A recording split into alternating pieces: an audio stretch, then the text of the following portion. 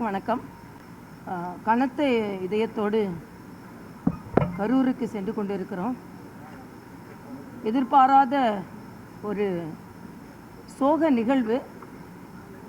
மாலை வரை எல்லோருமே ஒரு மகிழ்ச்சியாக இருந்து கொண்டிருந்த நேரத்தில் மாலைக்கு பின்பு வந்த செய்திகள் எல்லாம் மிகுந்த அதிர்ச்சி அளிக்கக்கூடிய செய்திகளாக இருந்தது. உயிரிழப்புகளே இருக்கக்கூடாது, இருந்தாலும் நாம் நேரம் போக போக எண்ணிக்கையும் அதிகரித்து கொண்டிருந்தது நமக்கு மிகுந்த வேதனையை தருகிறது.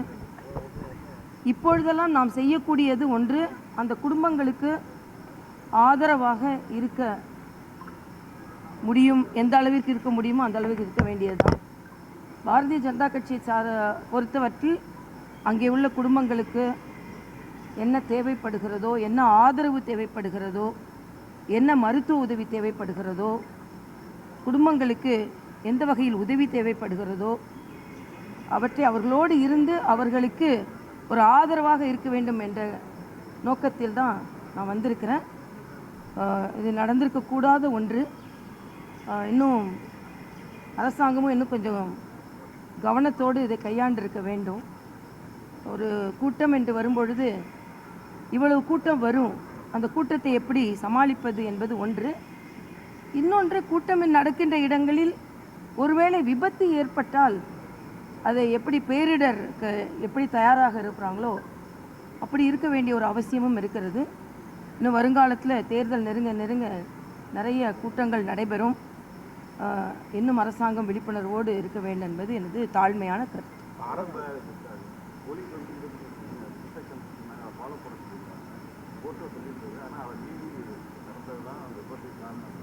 இல்லை, இதில் இப்போ அந்த விசாரணை நிச்சயமாக அரசாங்கம் நடத்தணும். இப்போ நாம் அப்படி நடந்ததா இப்படி நடந்ததா, அதனாலேயா இதனாலேயா, இந்த இடத்துனாலையா அந்த இடத்துனாலையா அப்படின்றது இப்போ நாம் அலசி ஆடுறது அது ஒரு சென்சேஷனால தான் ஆகும். அதனால் நாம் இப்போ சென்ஸோட மக்களுக்கு நல்லது செய்கிறதுக்கு நம்ம போவோம். அதுக்கப்புறம் விசாரணை நடக்கும் பொழுது எதன் மீது தப்பு, எப்படி தப்பு, எந்த இடத்துல கொடுத்தது, இன்னும் வேறு இடத்துல கொடுத்துருக்கலாமா, இல்லைன்னா உடனே அவங்களுக்கு மருத்துவ உதவி கிடைத்ததா, இது எல்லாம் விசாரணைகள் தெரிய வரும். எது எப்படி இருந்தாலும் உயிரிழப்புகள் நம்மால் ஏற்றுக்கொள்ள முடியாத ஒன்று. வருங்காலத்தில் இதை போல நிகழ்வுகள் நடக்கக்கூடாது என்பதில் அனைவரும் கவனமாக இருக்க வேண்டும் என்பதுதான் எனது கோரிக்கையாக இருக்கு.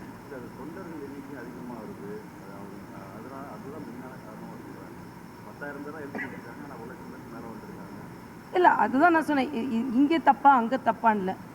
எங்கே கூட்டம் வந்துட்டாலும் அந்த கூட்டங்களை எதிர்நோக்கி அதற்கான பாதுகாப்பு நடவடிக்கை எடுக்க வேண்டியது அரசாங்கத்தின் கடமையும் கூட.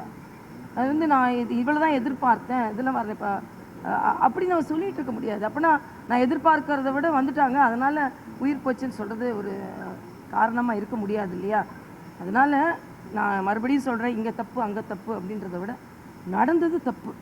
இது ரொம்ப மனம் வேதனையானது. அதனால் மனவேதனையை பகிர்ந்து கொள்கிறேன்.